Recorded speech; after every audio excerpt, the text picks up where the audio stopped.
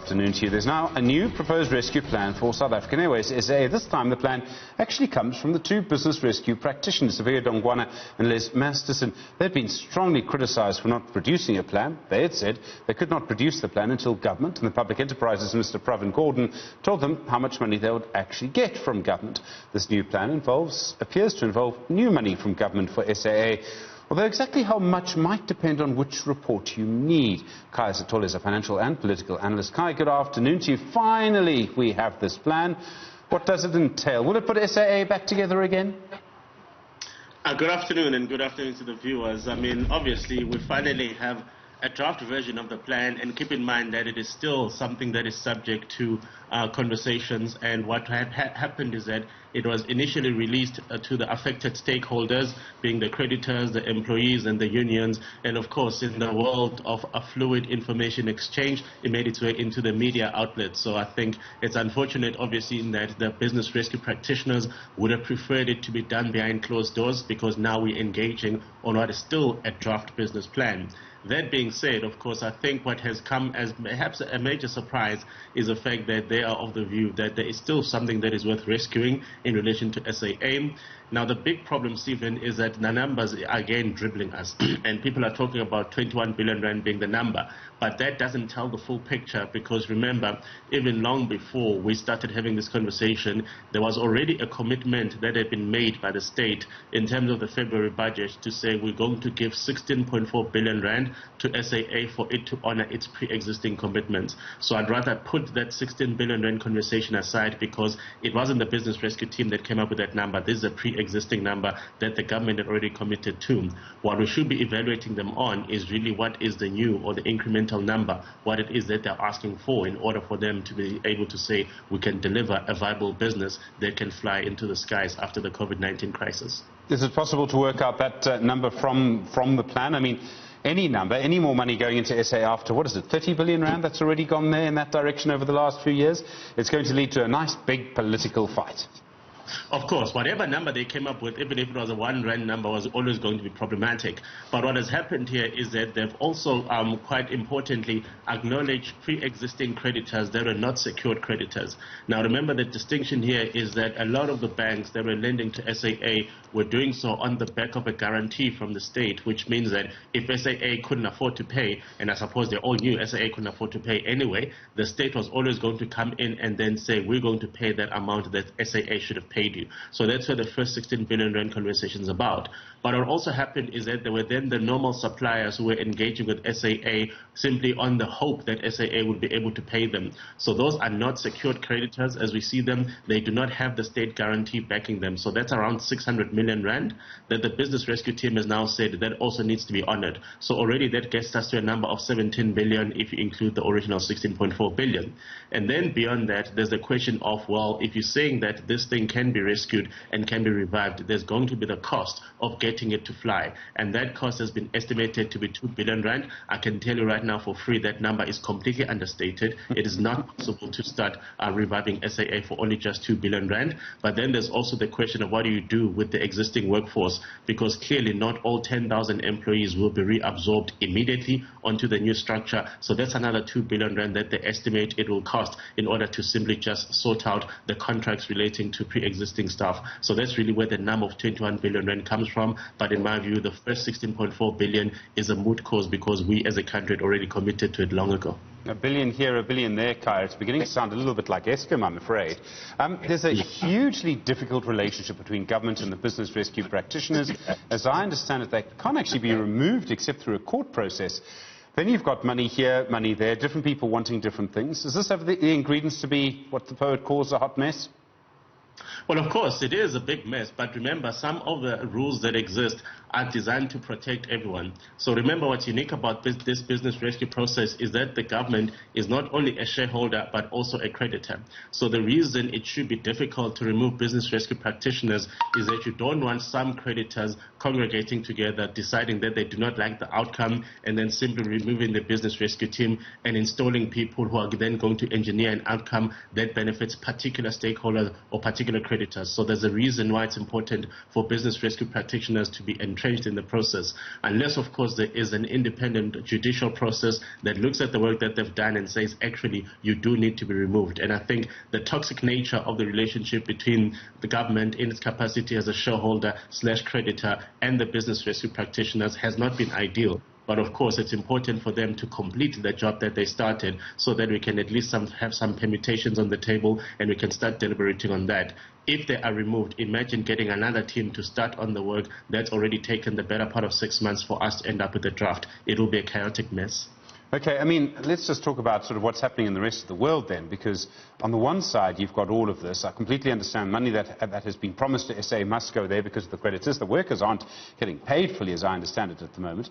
At the same time, though, around the world, planes are on the ground. They actually ran out of parking space for planes at one point. I mean, for governments, a developing country, to put money into aviation at this time, there's no demand for it. I mean, this is going to be a very, very contentious issue inside the ANC, outside the ANC, and just within the country at large. Well, the interesting thing is that when you say inside the ANC, you are saying inside the structure made out of people who fly for free for as long as SAA remains viable. So already there's going to be a particular bias in this conversation. But yes, it is quite difficult for any government anywhere in the world to justify any investment into an aviation sector that has been brought to a halt by the consequences of the coronavirus pandemic. What is unique, though, about the South African context, and this is a research paper I'm actually currently working on, is the fact that actually if you look at the role that SAA plays within the SADC region, within the SADC aviation region, we need to have some form of aviation sector after the COVID-19 crisis.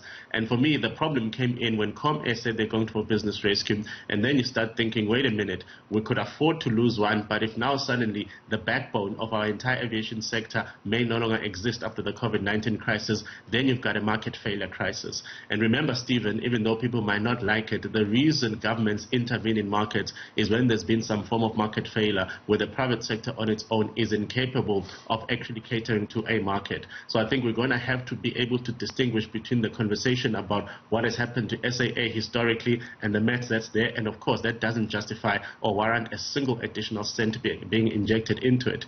And then there has to be a new conversation about the question of, after the COVID, if we don't have an aviation sector as a country, will we be able to actually run an economy on the terms that we want to be able to run it at? And unfortunately, the answer is the aviation sector plays a critical role in the entire economic value chain. It has to exist in one form or another.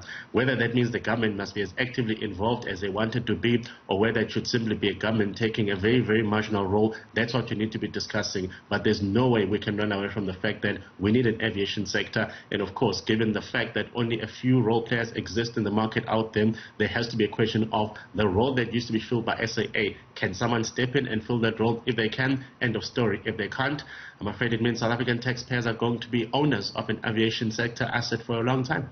As you say, I mean, you're afraid that would happen, but I would imagine in other countries, because aviation's an expensive business, because of what's happened with COVID-19, I mean, it's a bit like roads 100 years ago. I mean, actual car roads, not the man, because people built roads because they knew that it would develop their economies. You needed transport links. I mean, can you imagine South Africa without a railway system?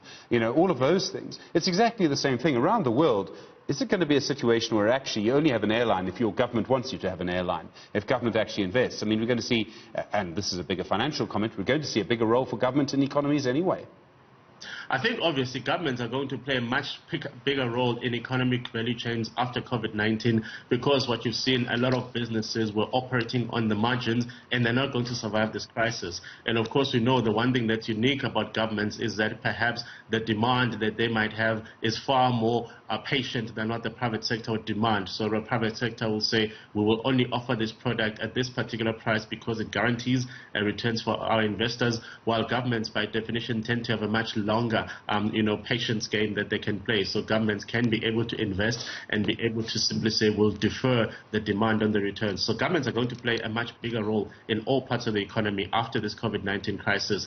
Then it becomes a question of prioritization. And when we talk about prioritization, is an aviation sector going to be one of the top 3 industries that you want to invest in? It really depends on the dynamics of the country and the dynamics of the economic points of entry that you want to be able to salvage. And I think in the South African context, our location at the bottom of the continent means that we cannot rely on other external players to get the things that need to arrive in our country to be done so at a much faster rate. So the government has to be able to take a decision and be able to defend that particular decision.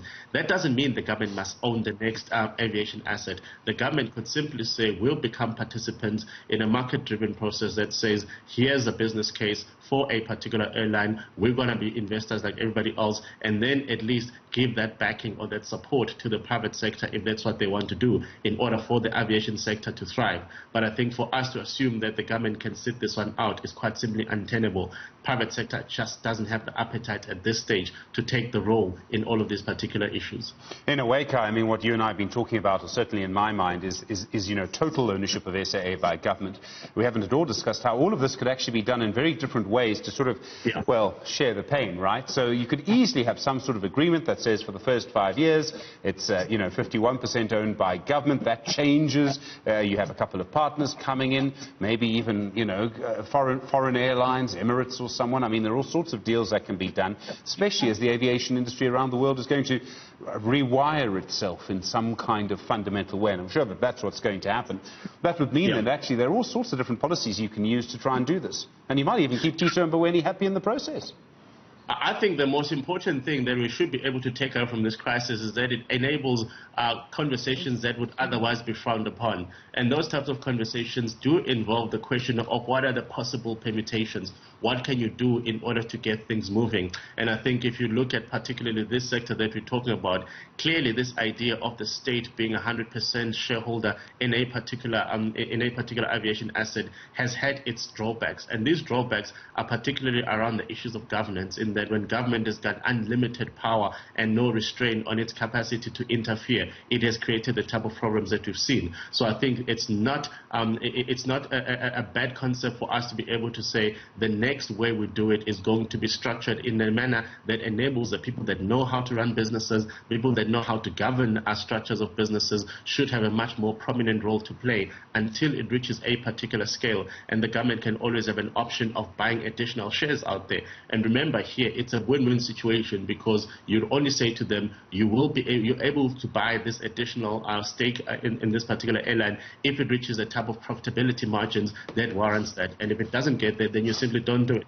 So business, can be created in a way that makes it possible for everybody to equally emerge with something tangible outside. It doesn't always have to be a game of losers. And I think here we need to be able to start seeing these different proposals being put together, these partnerships between the state and private entities coming together. And remember, private entities probably have a lot of capital sitting on their balance sheet that they would deploy under the right conditions. And we hear this continuous in South Africa. Give us the right conditions, be consistent with your policies, and be transparent about what you're doing. If you can make that happen, if you can put that on the table, the appetite does exist. Just the interference of bureaucrats and government officials is the thing that has become an issue. But we can definitely get it moving forward in a different direction.